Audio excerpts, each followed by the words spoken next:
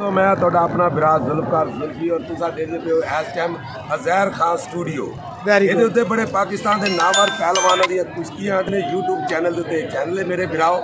ਇਹਦੇ ਉੱਤੇ ਤੁਹਾਡੇ ਮਨਪਸੰਦੀ ਦੇ ਪਹਿਲਵਾਨ ਤੁਸੀਂ ਆਪਣੇ ਦੇਖ ਸਕਦੇ ਜਿਹੜੇ ਮੁਲਕ ਹੈ ਪਾਕਿਸਤਾਨ ਦੇ ਨਾਮਵਰ ਔਰ ਸੁਪਰਸਟਾਰ ਜਿਹੜੇ ਪਹਿਲਵਾਨ ਨੇ ਇਹਦੇ ਉੱਤੇ ਤੁਸੀਂ ਲਾਜ਼ਮੀ ਦੇਖ ਸਕਦੇ ਹੋ।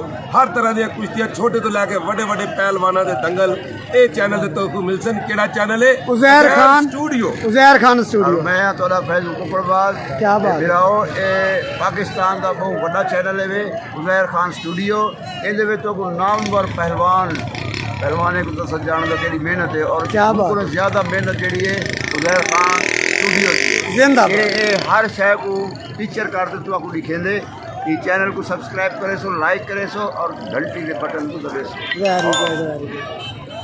और जनाबे आली तो ये पता दसा कि पहलवानों दी वीडियो बनाने वास्ते मुल्क के खिते खिते कोने कोने देहात देहात बस्ती बस्ती वेंदे जिथा कोई पहलवाना जवाना का दंगल थींदा है उथा ज़हर खान स्टूडियो पुज वेंदा है बड़े महत्व की खातर। और बिराओ तारी खुशी वास्ते एक सारा चैनल भी है फैजू प्रोडक्शन।